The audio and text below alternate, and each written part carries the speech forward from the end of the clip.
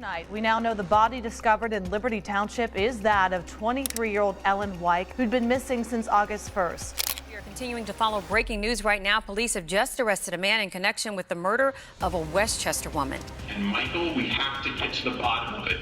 It's going to be Ellie Weik. That's Ellie Weik. That's Ellie Weik's head under a bag. Why you have her driver's license, why you have the necklace that came off her neck, why you have a clump of her hair in a tin that you even call it a tribute.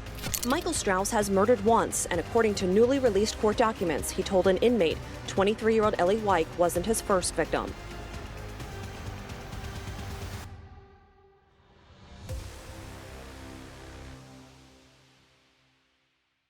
July 28th, 2018.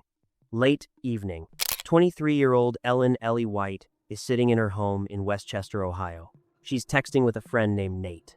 They had actually planned to meet up that night, but, she decides to stay home instead. "I'm not going to call your phone. Is it okay if I just knock on the door?" he texts. Ellie replies that she's home alone and will probably just go to bed soon. Before going to sleep, she does something that has already become a habit. She checks the locks. Then she tapes the curtain shut. Because, for almost a year now, someone has been watching her. Messages from hidden numbers, fake accounts, new names, new platforms. And one time, that unknown person sent her a video filmed right outside her house. In the recording, Ellie could be seen inside the kitchen. The person was standing outside, just watching her. She went to the police. She told them names, showed them the messages. But the stalking didn't stop. That evening, there was one more thing Ellie didn't realize.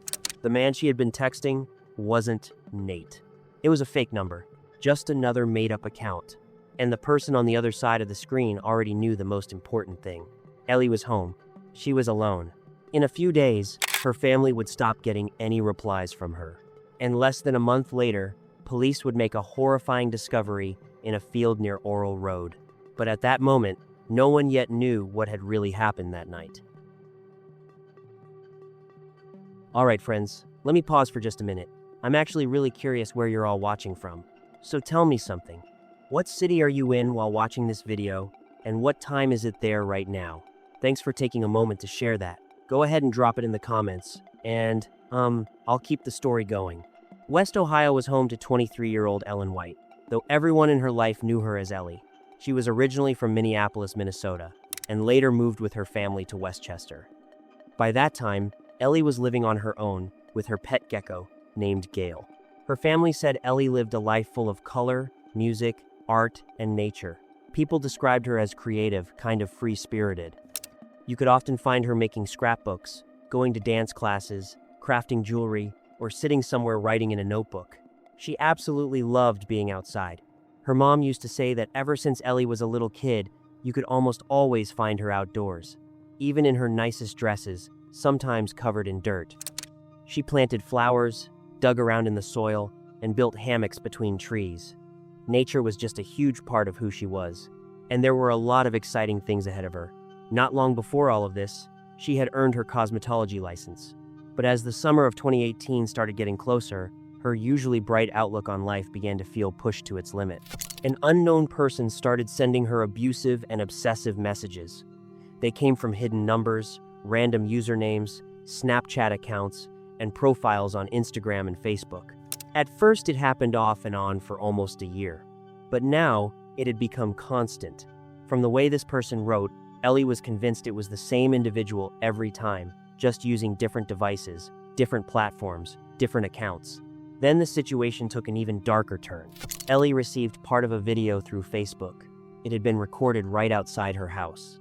In the footage, someone was watching her through the window while she sat at the kitchen table. The person filming was exposing himself and touching himself while recording it. After that, a few more videos like that were sent to her. And if the messages had already been disturbing, now everything felt even more sinister. Because the questions suddenly became very real. How did this person even find her house? Her best friend, Hannah, later described the whole situation as a serious and disturbing game of cat and mouse. Eventually, Ellie decided she had had enough and went to the police. She gave them several usernames and phone numbers. One of them included the name Mikey, or just the letter M. Does that name mean anything to you? One of the officers asked. Ellie said that years earlier she had dated a guy named Michael, but she had absolutely no idea who might actually be behind all of this. The officers filed a report, and Ellie asked what she should do next. They suggested she take self-defense classes and try not to go out alone at night. Ellie felt pretty discouraged and, honestly, didn't believe it would change much. But she agreed anyway and signed up for the classes with her mom, Tam. Still, the stalking continued. Police couldn't easily trace where the messages were coming from. Most of them were sent from hidden numbers through websites that generated random area codes. Sorting through that kind of digital trail wasn't simple and would take time. Not long after Ellie first contacted the police, her mom Tam called them again to add more information. Officers came to Ellie's house and patrolled the neighborhood twice that same week, but they didn't see anything suspicious. According to police records, though, the total time spent on both of those patrol checks was only about 5 minutes. At that point, Ellie no longer wanted to stay in the house alone. Her friends started taking turns coming over to spend the night with her. But whoever was doing this didn't seem afraid of getting close to her home. And the truth was, until that person was caught, how safe could she really feel? During one conversation, a friend asked her, one simple question. So, what are you even supposed to do in a situation like this? Her friend asked. I mean, I really wish I knew how to help you. Ellie replied with a sad emoji.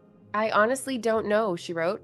I'm here by myself, and, I barely know any self-defense. This whole thing is just taking away all my peace of mind. One day, while Ellie was talking with a friend about everything that had been happening, they both suddenly realized something. The latest message had come from a brand new Snapchat account. The account was registered under the name Mickey Strauss, and Ellie's former boyfriend, his name was Michael Strauss. At first, Ellie had thought it couldn't possibly be him, but when she saw that username, everything suddenly clicked. She realized it really might be him, so she immediately texted her friend. Damn, I think I know who this is, she wrote. My ex-boyfriend. The guy I dated when I was 17. Ellie and Michael had broken up many years earlier. At first, they bonded over their shared love of art, music, and festivals. There was a lot they seemed to have in common in the beginning. But pretty quickly things started to fall apart, and Ellie eventually cut off all contact with him completely. She reported her new suspicions to the police. On July 28th, she was messaging with her online friend, Nate. They had talked many times about meeting in person, and they had actually planned to meet that very day. Then Nate sent her a message. I'm not going to call your phone. Is it okay if I just knock? He wrote. But later, it seems like Ellie changed her mind and decided to just stay home instead. So, what's this I'm hearing about some weird guy who's been watching you? Nate asked. Well, nobody really seems weird to me. So, I honestly don't know, Ellie replied. He asked what she was doing, and Ellie told him she was just at home by herself. Like most nights, she didn't have any visitors, so she was planning to just go to bed alone. After locking all the doors, Ellie started her now familiar routine. She taped the curtain shut with tape, the way she had gotten used to doing. And she had no idea that the person she was talking to wasn't Nate. It was just another fake number, another made-up name, and now Michael Strauss knew that she was home. Over the next few days, no one was able to reach Ellie. Eventually, her worried mother, Tam, contacted the police and reported her missing. For the people close to her, there was little doubt that it might be connected to the stalking. Ellie's car was still parked outside her house, and there was no activity on her phone or her bank cards. One question investigators began asking was this: had Ellie's phone been analyzed before she disappeared in an attempt to identify the person who had been stalking her? But the Westchester Police Department declined to comment on that. At that point, the case had not officially been classified as stalking. Instead, it was categorized as telecommunication harassment. One of the phone numbers connected to the person calling himself Nate had the area code 213. That number had been purchased through a website, but there was no prior data connected to it, and it wasn't linked to any other phone. It also had not been used again after the day Ellie disappeared. Over the next 2 weeks, as the search for Ellie continued, detectives received information from the website where that number had been purchased. From that account, they were able to obtain several key details: a username, the registration date, the date of the last login, and the email address associated with the account. All of it led back to Ellie's former boyfriend, Michael Strauss. Michael had a criminal history that stretched back more than 10 years. Among the offenses on his record were public indecency, identity fraud, burglary. A charge of public indecency in June 2015 had already led to a psychiatric evaluation, and the court ordered him to undergo mandatory treatment for 1 year. Investigators also discovered that he had been creating new phone numbers to start messaging other women. And there was something else that stood out. Through that same website, he created yet another new account just 53 minutes after the last message Ellie received from the number with the 213 area code. Then, on August 24th, something tragic happened. Less than a month after Ellie had been reported missing, a horrifying discovery was made. New tonight, we now know the body discovered in Liberty Township is that of 23-year-old Ellie Weik, who'd been missing since August 1st. Butler County Prosecutor Michael Mosier telling Local 12 late today that he's 100% certain the body found at a field on Milliken Road are the remains of Weik. The body was found Friday afternoon while Westchester police were looking for evidence in her disappearance. Ellie's body was discovered in a field near Arl Road. She was naked, wrapped in a blanket, bound with duct tape, and there was a plastic bag over her head. The cause of death was asphyxiation. And here's the chilling part. Just a few minutes' walk across that same field from where Ellie was found, Michael Strauss lived. Then, at 4 o'clock in the morning the very next day, Westchester police arrested him. We are continuing to follow breaking news right now. Police have just arrested a man in connection with the murder of a Westchester woman. Chief Joel Herzog basically is saying they want to protect the crime scene. They want to protect the prosecution possibilities. They want to protect everything right now until they're absolutely certain what they have. But here's what we know right now. They've made an arrest. Michael Strauss, 29 years old, of Westchester. Chief Joel Herzog says it was a tip from someone that led them to Milliken Road between Maud Hughes and Yankee Road. They've swarmed the area with drones, with helicopters, officers on foot, and they found a body buried in that particular area. Michael was held on a bail set at $4 million. While he remained in custody, investigators completely tore through his house. They searched everything and examined all of his electronic devices. Google later provided information to police, showing that an IP address registered to Michael had been used for a series of disturbing searches. From the resident's phone, there were searches asking how long a dead body smells. There were also searches about a missing girl in Hamilton and a missing girl in Westchester, Ohio. Ellie Weik's name was searched as well. And on July 18th, just a few days before she disappeared, there were 3 separate searches related to the Cincinnati Strangler. Investigators also found searches about how to survive in prison and a prison survival guide. After that, there was a search asking how to delete photos from an iCloud account. Among the other searches were phrases like rape during a run and forced teen pornography. Police later said that some of the other search queries they discovered were so disturbing that they chose not to release them publicly. And there was more. Investigators also found numerous videos of women jogging. Michael had filmed them over several months, following them in his car and recording them in parks.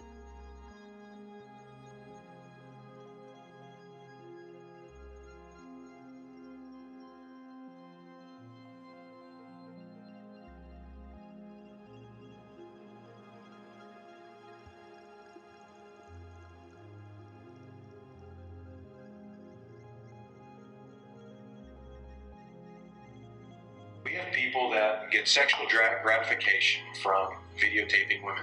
Do you ever do that from outside, or is it always when you're like inside somewhere? It could be anywhere. It could be at the park. It could be walking, jogging past somebody or something like that. Yeah, it's whenever I come across like somebody attractive. Have you ever filmed a woman jogging from inside of your car? Probably. I would assume so, yeah. Put your hands up here for me. I have another video of you someone wearing this bracelet inside of a white car, filming. Investigators also discovered something else on Michael's phone. There was a screenshot from the Maps app, and on that image, the exact field where Ellie's body had been found was marked. Michael stayed completely calm when questioned. He gave a pretty vague explanation. He claimed that all of those searches were part of research for a screenplay he was working on. According to him, he was connected to the film industry. Like crazy horror stuff like... I like psychological stuff. Someone was talking or acting like it was somebody else. And I was going to leave, and then when I was going to leave, I saw her like through the window or whatever, and I'm like, I'm just going to film her for a little bit. I'm looking at Micah Strauss's Google history, and I see Mason jogger attack, ambush rape. Where do women jog? Where do women jog in Westchester? Yeah, then there's a Mason jogger attack. Yeah, and there's a During the search of his house, police discovered what was, at that moment, the most significant piece of evidence. Inside Michael's portfolio of artwork, investigators found several items that belonged to Ellie. Her driver's license, a lock of her hair, and her pink necklace. The officers conducting the interrogation were starting to lose their patience. Michael's attitude came across as arrogant and overly confident. They wanted the truth. And Michael, we have to get to the bottom of it. It's going to be Ellie Weik. That's Ellie Weik. That's Ellie Weik's head under a bag. Why you have her driver's license, why you have the necklace that came off her neck, why you have a clump of her hair in a tin that you even call it a tribute. When investigators confronted him with all of that evidence, Michael told police that it had been an accident. He claimed that Ellie had supposedly agreed to film a video with him in the torture porn genre. According to Michael, those were the kinds of videos he sometimes filmed for large amounts of money. And I don't think anybody any reasonable person is going to believe that Ellie comes outside with a blanket on, getting ready to go to your house with zip ties on her hands, unless she's being forced or threatened. No, we were filming the thing, and we were filming this for scenes, and like I said, it wasn't like tight zip ties. He claimed that during the filming, Ellie had accidentally died from suffocation because there was a plastic bag over her head. According to him, the cameras were already recording, and he said he had accidentally captured the moment she died. He told investigators that afterward he watched the footage, deleted it, and threw away the memory card. That video, if it ever even existed, was never found. When police searched the basement of his house, they discovered handcuffs still attached to a bed. And honestly, detectives didn't believe for a second that Ellie had willingly agreed to something like that. Instead, the evidence painted a horrifying picture of her final moments. It became clear to investigators that Michael had forced her to leave her house and then taken her onto his property. Now we do understand that Michael Anthony Strauss, 29 years old, has been charged with her murder. Now, he is known to police, and we did find extensive arrests for him in Butler County. Just in the last few minutes, we found a number of arrests and several other charges for him in previous cases. Right now, though, he is facing a new charge, a murder charge. We'd like to thank the community for their support. We received a number of tips and other information from the community and the associates of Ellie, which is what led us to help solve this crime.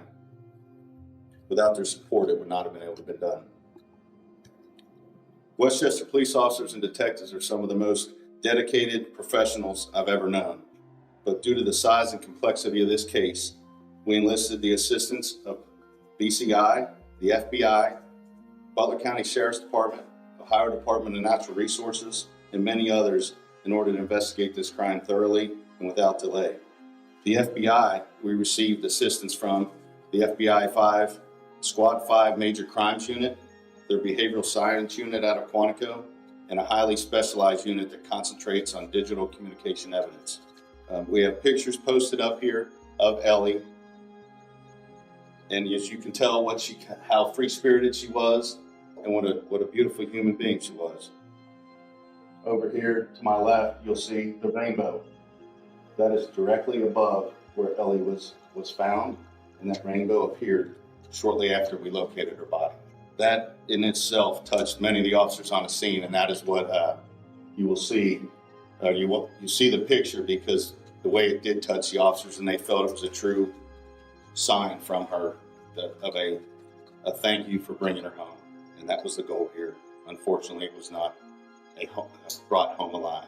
So that's all we have. A 29-year-old Michael Strauss was formally indicted by a grand jury on 9 separate charges: aggravated murder, tampering with evidence, menacing by stalking, petty theft, abuse of a corpse, gross abuse of a corpse. On September 1st, Ellie's funeral took place. Everyone who attended was asked to wear tie-dye and bring something that could be added to a scrapbook in her memory. People were also invited to bring drums so they could play music together. The entire day was meant to celebrate the things Ellie had loved most in life. All of the donations collected were planned to go toward planting a tree in her honor. And the very next day, there was another gathering held to celebrate her life. And to bring some color back into all the darkness. I mean, you met her and you couldn't help but to love her. She was just filled with so much joy and laughter and happiness, and she was just an amazing person overall. And on Sunday, an opportunity to remember. Only girl I've ever met that can pull off some neon yellow lipstick. More than 100 gathered with one word on their mind. Just a release. Yeah. I think the balloons are really symbolic to releasing a lot of the tension and built up frustration in the past, and we're just releasing it and letting it go. We wanted to say thank you. We're a very private family, and but just really heartfelt thank you, and it doesn't go unnoticed. 9. It's been an up and down roller coaster for a lot of us. 6. 5. Very bittersweet moment. It was very beautiful. 2. It's still heartbreaking. 1. Yeah, it was very beautiful to see. The investigation into this case was large and extremely complex. Detectives gathered a huge amount of material. Over the course of the investigation, witnesses were interviewed, digital data was analyzed, and countless documents and pieces of evidence were collected. All of that would later become part of the court proceedings. In the end, the case file grew massive. More than 800 pages of evidence were submitted to the court. Those documents included many different types of materials. Investigative reports, forensic results, digital records, witness statements, and other evidence that helped reconstruct the full timeline of what happened. During one of the court hearings, Michael Strauss's defense team presented their own version of how Ellie might have died. This became an important part of their strategy. Even though Michael had previously admitted guilt, his attorneys still tried to challenge certain aspects of the case. As part of that defense approach, they asked the court for access to additional materials. Specifically, the lawyers requested permission to review Ellie's medical records. They also asked for access to notes from her psychotherapist. According to the defense, those documents might contain information that, in their view, could help explain certain circumstances surrounding her death or shed light on her psychological state during that period. We believe that the medications may show a contribution to death. We also know she's had different signs of depression, anxiety in different manners, all of which go to a theory of how she potentially may have met her demise in this case, Your Honor. Although the defense didn't go into much detail, they still hinted at another possible version of events. During discussions in court, Michael's attorneys suggested that Ellie's depression might somehow have played a role in what happened. According to them, her mental state could have affected the way she was taking her medication. The defense implied that she might have taken the medication incorrectly, and under their version of events, that mistake could have led to her death. But those claims were not supported by any specific details. The attorneys did not provide clear explanations or evidence that would actually confirm that theory. Prosecutors reacted strongly to those suggestions. They pointed out that the autopsy results, along with the circumstances in which Ellie's body was discovered in the field, told a very different story. According to them, those facts left no real room for that kind of speculation. Because of that, the prosecution said the defense's version was not just confusing and contradictory. They also called it openly offensive. In their view, those kinds of arguments essentially shifted the blame for the tragedy onto the victim herself, which they said was completely unacceptable given the established facts of the case. They have a toxicology report which indicates what was in Ms. Weik's body at the time she was found. Whether or not that she was depressed or had anxiety really isn't relevant to the determination of who killed her. In the end, there was never a full trial. Even though the case had been moving toward a complete court process, the moment when a jury would hear all the evidence and testimony never actually came. Michael Strauss decided to change the course of the case. He pleaded guilty to the murder of Ellie. That decision became a major turning point. It meant there would be no full-scale trial with witnesses, expert testimony, and every piece of evidence presented in front of a jury. Instead, the case was resolved through a plea agreement. But that kind of agreement also meant something else. It resulted in a significantly lighter sentence. As part of that deal, 6 of the original charges filed against Michael Strauss were dropped. This became part of the agreement between the prosecution and the defense. Plea deals like this are sometimes made to avoid a long and complicated trial while still guaranteeing a conviction. But for a victim's family, decisions like that can bring very mixed emotions. On one hand, the person responsible admits guilt. On the other hand, some of the charges are never fully examined in court. And during the sentencing hearing, Michael said, "But please believe me from the bottom of my heart that I never wanted to hurt anybody. And if there was any way to bring Ellie back, I would trade places with her in a second. Since then, it's been my life goal and ambition to use the values to bring things into the world, not take things out, to create, to not destroy. In that regard, I have failed. I not only failed myself, I have failed society, I failed my family, I failed Ellie's family. And most of all, I failed Ellie. I'll never learn to forgive myself. And I don't expect forgiveness. In return, I'm not the victim here. It's a burden I shall rightfully carry for the rest of my life." Ellie's father, David, said, "My God tells me to forgive, but he doesn't say when. And, honestly, I don't know if I'll ever be able to get there." During the hearing, Michael's mother also spoke. She addressed Ellie's family directly. Her voice was quiet and restrained, but you could tell this moment was incredibly difficult for her. She expressed her deepest condolences to Ellie's family. The courtroom fell into a tense silence as she spoke about what had happened. Michael's mother said she was truly sorry for the pain and loss Ellie's family was going through. She also admitted that it was physically hard for her to even process what had happened. According to her, the whole situation made her feel sick. She said it openly, without trying to hide her shock or her disgust at the events that had led to this tragedy. Her words were brief, but filled with emotion. It was a rare moment in the courtroom when a voice was heard from the other side of this tragedy. The mother of the man who was standing there, facing the court for this crime. "I also ask, Your Honor, that his punishment for stalking Ellie, murdering her, and disgracing Ellie's precious body be the maximum allowed." The judge handed down the maximum sentence allowed by law. As the decision was read, the courtroom fell into a heavy silence. This was the moment Ellie's family and friends had been waiting for a long time. But even this sentence couldn't bring back what they had lost. For many people in that room, the ruling felt like only a partial answer. Despite the severity of the punishment, it was still a painful moment for Ellie's family and friends. They understood that no court decision could ever fill the emptiness her death had left behind. Michael Strauss was sentenced to 17.5 years in prison before he could become eligible for parole. The court imposed several separate sentences for different charges: 15 years to life for murder, 18 months for menacing by stalking, and 1 year for abuse of a corpse. The judge ordered that these sentences would be served consecutively. That means each sentence is added to the previous one. Altogether, it results in a minimum of 17.5 years before the possibility of parole.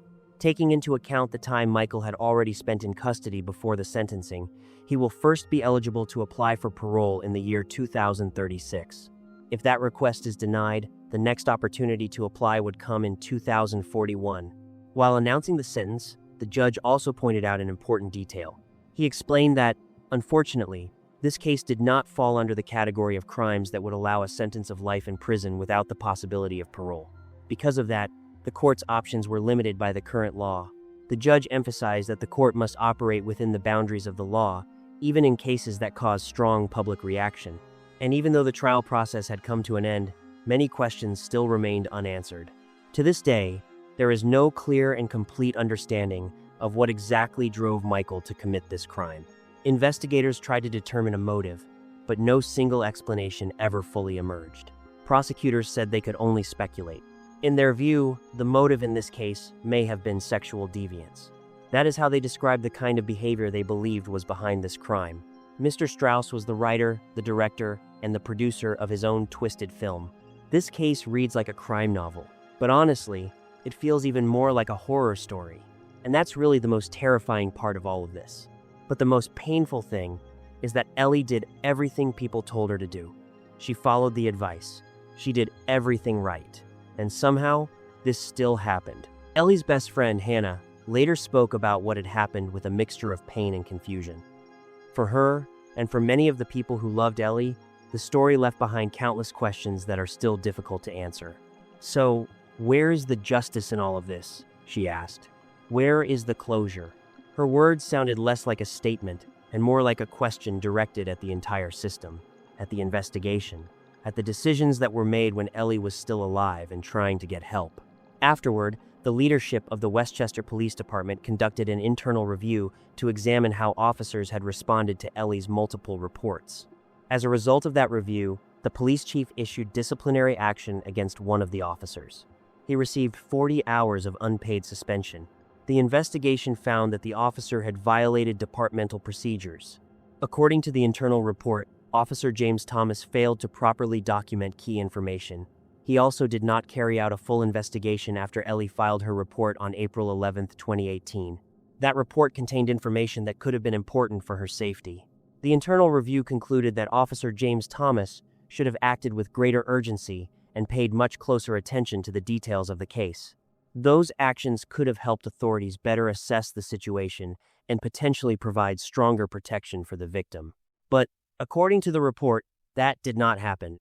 The review also identified several specific problems with how information was documented.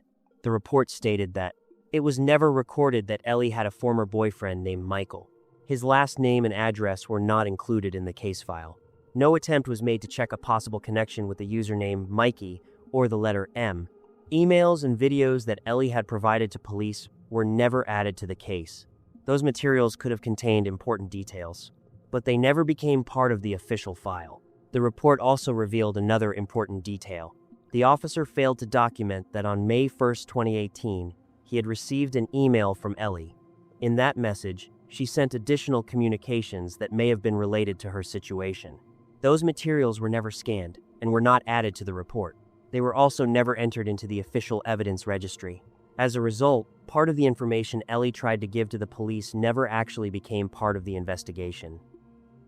Michael Strauss has murdered once, and according to newly released court documents, he told an inmate 23-year-old Ellie Weik wasn't his first victim. According to court documents, Strauss is also considered a suspect in several other possible cases. Investigators began looking into those incidents after additional statements came from people who had spent time around him. One of Michael's former cellmates claimed that Strauss once told him about another killing. According to the inmate, Michael said he had murdered a woman named Shell and dumped her body in a creek. The man said Strauss described the story in a cold, detailed way, and the way he talked about it sounded disturbingly similar to how he described Ellie's murder. That similarity raised more questions for investigators. However, Westchester police were never able to confirm that claim. Despite reviewing records and trying to match the story with known cases, authorities could not determine who that woman might have been or whether she even existed. So, that information ultimately remained unconfirmed. Then there was another disturbing incident that happened in January 2018. A female jogger was suddenly attacked by a man wearing a black hoodie and a mask. She had been running along her usual route, the same path she used regularly, just like many people who go out for a morning or evening run. At one point, the man suddenly ran up behind her. He grabbed her by the face and neck, dragged her off the side of the road into a grassy area, and ordered her to stay quiet. The entire attack happened in just a few seconds, but the woman fought back.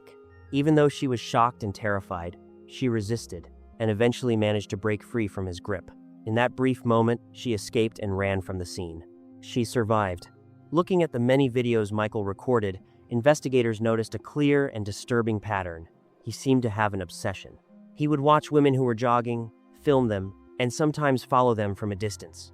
Those recordings later became an important part of the investigation. Because of that, police believe he may have been connected to that attack as well. There is no direct proof, but the behavior captured in those videos raised serious suspicion among investigators.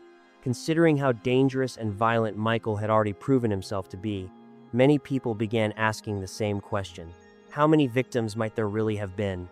And could Ellie's case have been only one chapter in a much larger story? Statistics about stalking in the United States also force people to look at the problem more broadly. Every year in the United States, about 13.5 million people become victims of stalking. That means millions of people regularly face unwanted surveillance, threats, or obsessive control from someone else. Nearly 1 out of every 3 women and 1 out of every 6 men will experience stalking at some point in their lives. And in roughly 94% of murder cases, there were earlier warning signs connected to stalking behavior. Sometimes those signs involve threats. Other times it's constant surveillance or repeated unwanted contact. Very often, those warning signs appear long before a tragedy happens. One police officer who worked on similar cases once said something that stuck with many investigators. Stalking often looks like watching a murder happen in slow motion. Those words sound harsh, but for detectives, they reflect the reality of many cases where dangerous behavior slowly escalates before the worst finally happens. Ellie's mother, Tam, said, Every single second when my mind isn't busy with something else, the thought of my daughter comes right back. And what haunts me the most is imagining the fear and terror Ellie must have felt looking at her killer through that plastic bag. With duct tape around her neck and her wrists, in the moment she took her final breath, Ellie Weik touched so many lives. Her cousin later spoke about those events in a calm but heavy voice.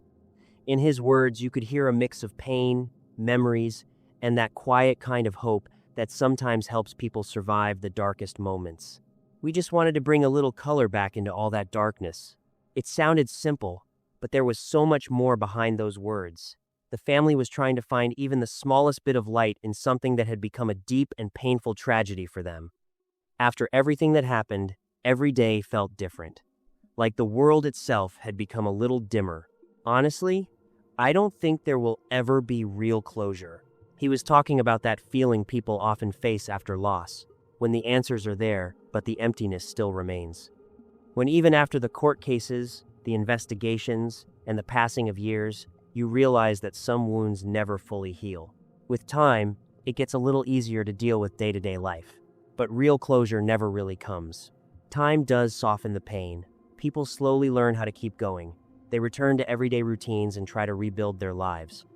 But the memory of the loss stays close, like a quiet shadow that sometimes appears in the most unexpected moments. Ellie is part of our family, and she always will be. For them, she never became just a name in the news or another story in a criminal case.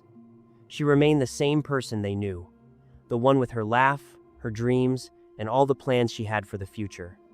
The person who once sat with them at family tables, in conversations, in shared memories. We'll see her again someday. We know that. It's just going to be a long pause before that happens. Those words were spoken softly, almost like a whisper, but there was deep faith behind them. A belief that separation is not forever. That someday, at some unknown moment, that long pause will end. And when Ellie's body was finally found, something happened that the family still remembers. A rainbow appeared above the field. A bright band of colors stretched across the sky, almost in contrast with the heavy silence of that place. The sun broke through the clouds and lit up the exact patch of ground where Ellie was lying. For the people who were there, the moment felt almost unreal, like nature itself had paused for a second. Her family always saw it as a sign that she was watching over them, like she was saying everything would be okay, and thanking them for finding her. For them, that image will always stay in their memory, the rainbow, the sunlight, and the quiet field, at the moment when the truth finally became real. And ever since then, they often come back to that thought. It reminds them to keep looking for the light, to keep noticing the colors, even when everything around them feels dark, cold, and gray.